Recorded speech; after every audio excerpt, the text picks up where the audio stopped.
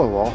Well, because of all the wind and the rain, most of the parks around the Bay Area here in California are now off limits from falling trees and all.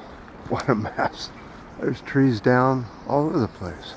But that usually happens when you get high winds. I'll try one other place to do the video.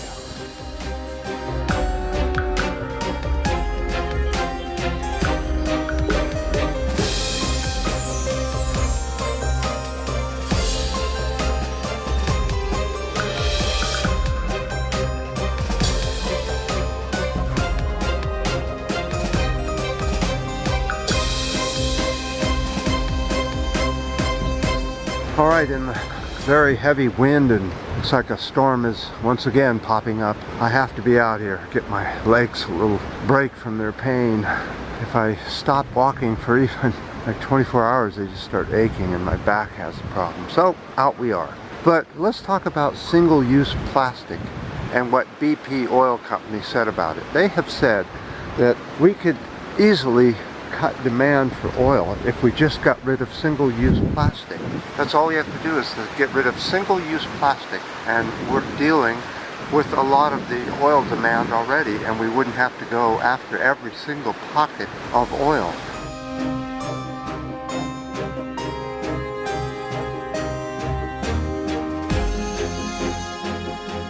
You know something? BP is correct.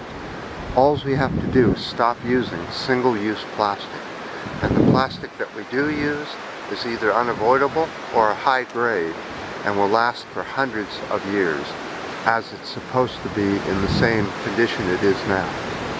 If that made any sense. Wind is really blowing. Let's move on.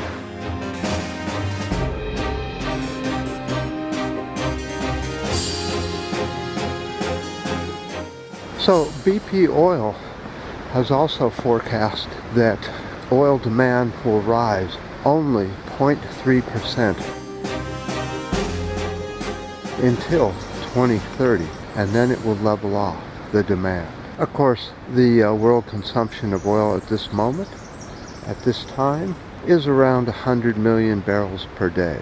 So when you see these new plays coming online where they're all excited about it, it's about 2 to 3 days, maybe a month's worth of oil. That's it.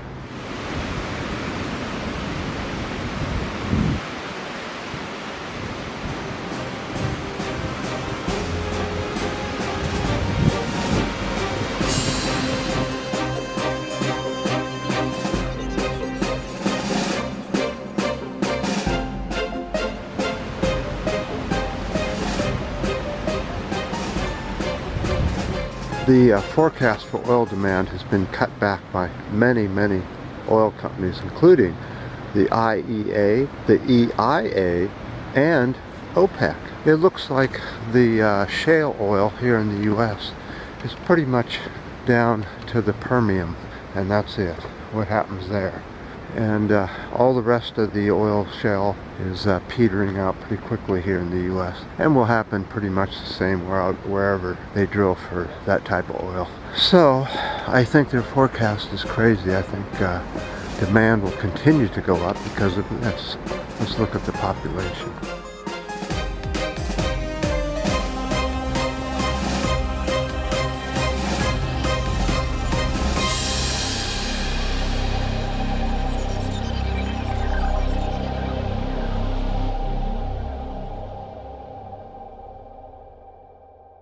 So I'm going to finish the video inside just because the weather isn't working outside.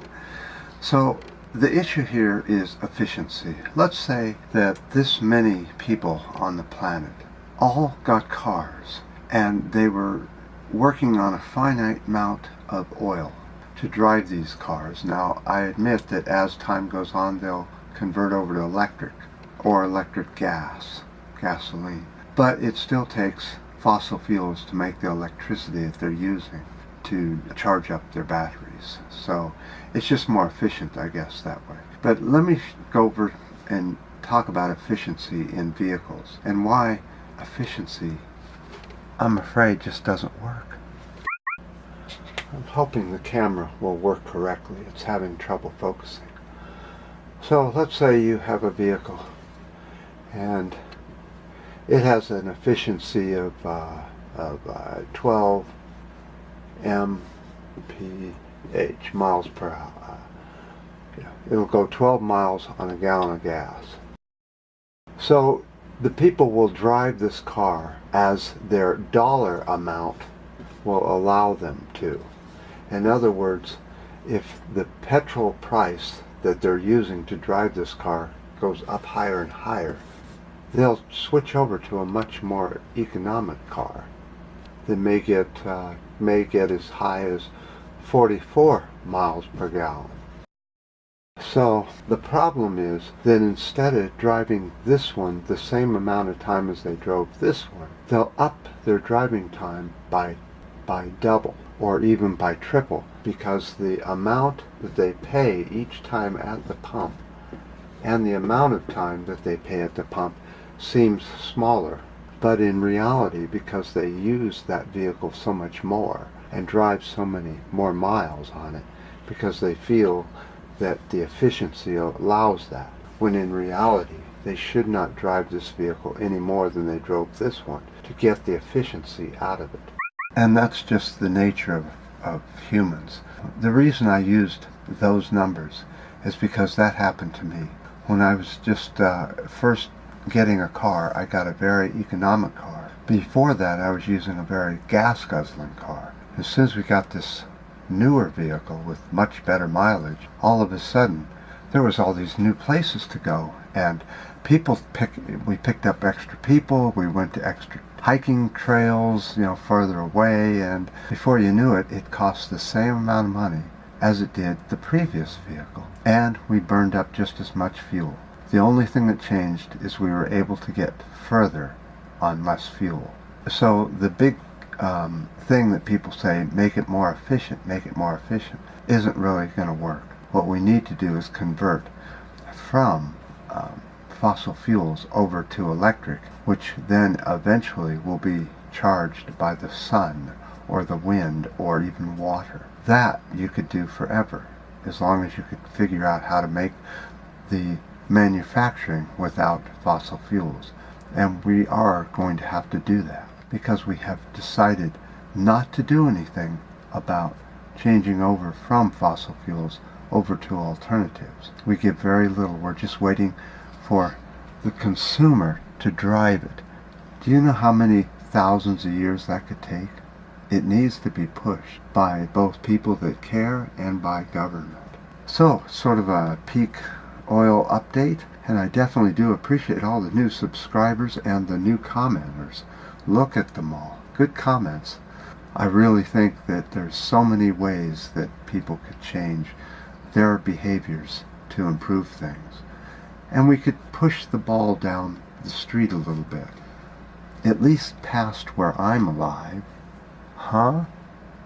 Which isn't too much longer. So, until next time.